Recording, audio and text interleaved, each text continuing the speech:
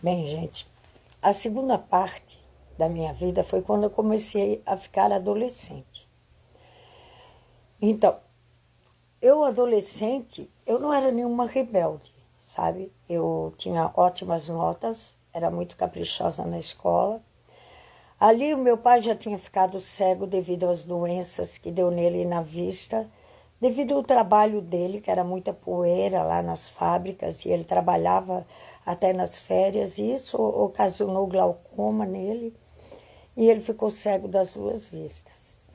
E a minha mãe, né? Então a gente veio embora, minha mãe teve que vender a casa. A minha mãe vendeu a casa, uma casa boa que nós tínhamos, com frutas, como eu falei para vocês, tínhamos todo um pomar, com qual fruta que a gente quisesse comer, nós tínhamos. E a minha mãe vendeu tudo, tudo, quase de graça.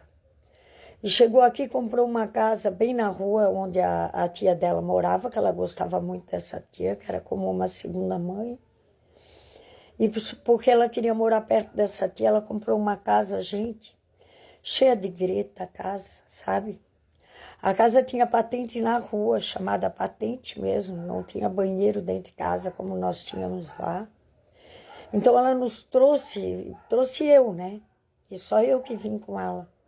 Porque a minha outra irmã já tinha casado, se mudado para a casa dela. E a minha outra também, que eu tenho, que era solteira na época, foi morar com essa irmã casada. E eu vim com a minha mãe, né? Embora para cá com meu pai cego. E aí a casa era horrível, gente, horrível de se morar. E eu não me acostumava com aqueles ventos sul daqui, né? Porque é vento de praia. E nós não morávamos muito perto da praia, mas era uma praia que na época até era boa. Dava uns 20 minutos a pé na praia.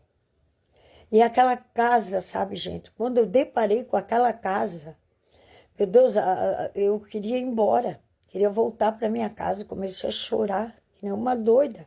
Eu não quero ficar aqui, minha mãe. Eu não quero ficar aqui. Eu quero voltar para minha casa. Eu não entendia, sabe, muito assim, né?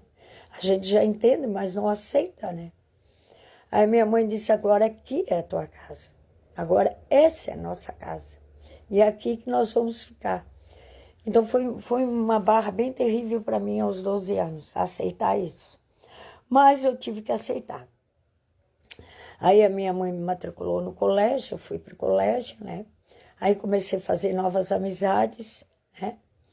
Até hoje em dia, eu tenho até hoje as amizades que eu fiz nessa época, né? Foram duradouras e até hoje são os meus amigos. Então, eu tive que me adaptar à nova cidade, à nova casa, né? Nova casa, uma casa bem, né? Bem precária, assim, né? Aí a minha mãe começou a arrumar, né?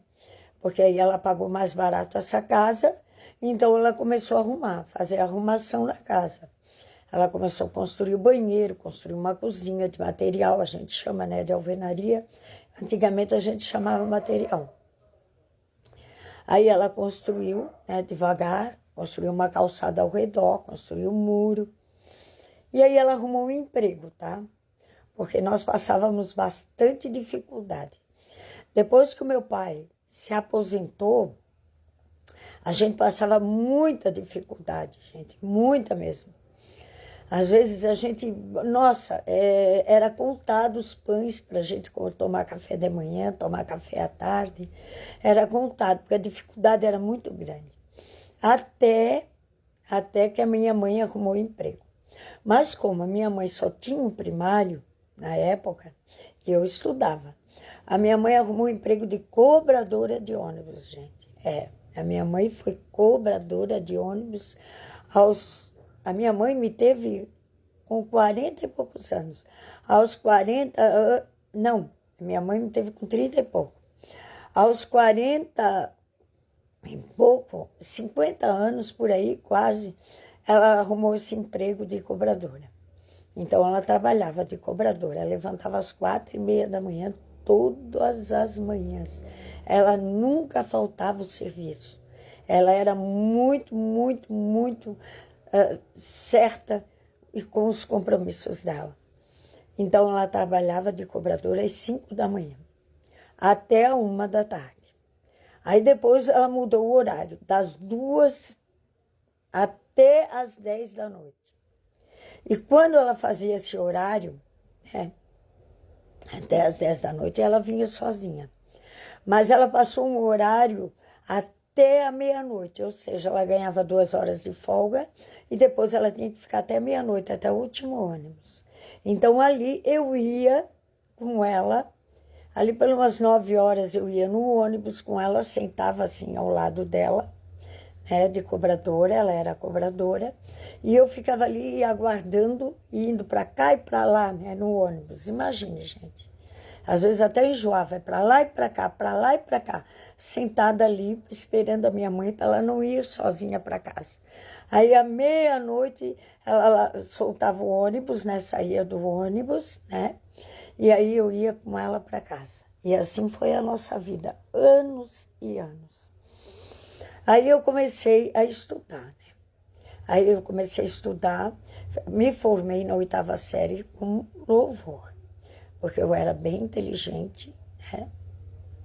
Eu estudava muito, eu levava muito a sério meus estudos, sabe?